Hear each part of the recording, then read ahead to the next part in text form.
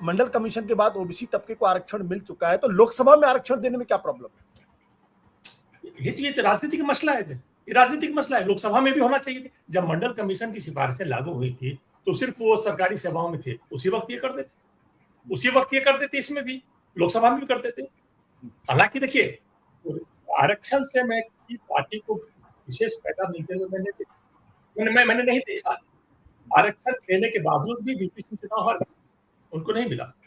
उसके बाद जो दोबारा से जो पंचायती राज में भी जो आरक्षण दिया गया था नरसिम्हा राव के टाइम में, इसका मतलब नहीं कि कांग्रेस ने 96 के चुनाव जीते।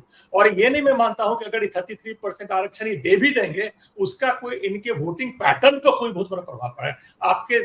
आपने भी इस बात की चर्चा की कि महिलाओं का सपोर्ट मिल जाएगा। नहीं, महिलाओं का सपोर्ट ऐसे नहीं मिलेगा। ठीक है, उनको आरक्षण मिल गया, उनके कुछ सीटों पर महिलाएं कैंडिडेट खड़े होंगे, जाहिर है वो जो राजनीतिक परिवारों होंगे या जिनका समाज में उनका दबदबा होगा या जिनकी संख्या ज्यादा होगी, वही महिलाएं खड़े होंगे। ये बात सच है। लेकिन इससे एक भूचाल आ जाएगा, सारी महिलाएं जो हैं भाजपा को वोट देने लगेंगी और एक बड़ा तबका भाजपा के पक्ष में हो जाएगा। ऐसा नहीं है, महिलाएं उसी को वोट देंगी जिसको पहले वोट देते आ रही थी और अच्छे से सीट ले लेंगी। उनको जब सीट दिया जाएगा विधायिका में या लोकसभा में, वो सीट ले लेंगे। लेकिन उसे वोटिंग पैटर्न में भाजपा को बहुत बड़ा फायदा मिलते हुए मैंने देखा। जी धर्मेंद्र जी, बट नरेंद्र मोदी जी के बारे में कहा जाता है कि महिलाएं उनको विशेष तौर पर ज्यादा वोट करती, जैसे कि नीतीश कुमार के बारे में बिहार में कहा जाता है कि नीतीश कुमार को भी महिलाएं ज्यादा वोट करती, लेकिन राकेश जी कह रहे हैं इसका कोई ज्यादा फर्क पड़ने वाला नहीं है। नहीं, इसका ज्यादा फर्क पड़ता है, क्योंकि राकेश जी को डेटा शायद नहीं मालूम होगा, लेकिन मेरे पास डेटा है, दो एजेंसी का डेटा है। एक तो एक्सिस का था और CSDS का।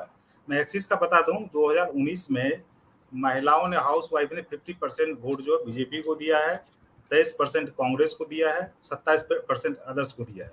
मैंने 100 में से 50% महिलाएं केवल बीजेपी अलायंस को वोट दी। आप देखेंगे पहले बोली जाती थी कि भाई केवल जो है बीजेपी अर्बन की पार्टी है, रूरल पार्टी नहीं है। लेकिन सीट जब रूरल अर्बन को आप देखेंगे, 69% जो है रूरल में बीजेपी जीती है, जबकि 70% अर्बन में जीती है। तो कोई फर्क नहीं है, रूरल में भी घुस गई है महिलाओं।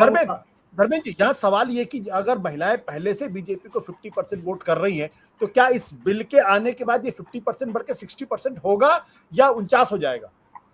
इसमें दो चीजें हैं। एक चीज तो है कि चूंकि समय टाइमिंग महत्वपूर्ण है, 2029 में लागू हो रहा है, उसका इफेक्ट होगा कि नहीं होगा वो बहुत बड़ी बात है। उस चीज को महिला वोटर तक ले जा पाते हैं नहीं ले जा पाते हैं, बड़ी इशू है। लेकिन महिलाओं का इंक्लिनेशन है। आप किसी चीज को बड़ा इवेंट होता है तो उसके इम्पैक्ट होने में बहुत समय लगता है। घर में केवल शौचालय दे दिया तो इसका एक शौचालय का महत्वपूर्ण नहीं है। महत्वपूर्ण है कि उसकी सुरक्षा, जो बलात्कार छेड़खानी घटनाएं जो गांव में होती थी वो रुक गई है। तो ये बहुत सारा इम्पैक्ट होता है, सोशल सिक्योरिटी की बात होती है, बहुत सारा जो मल्टी चीज इसमें घुसा हुआ रहता है। सत्य हिंदी का ऐप डाउनलोड करें गूगल प्ले स्टोर पर।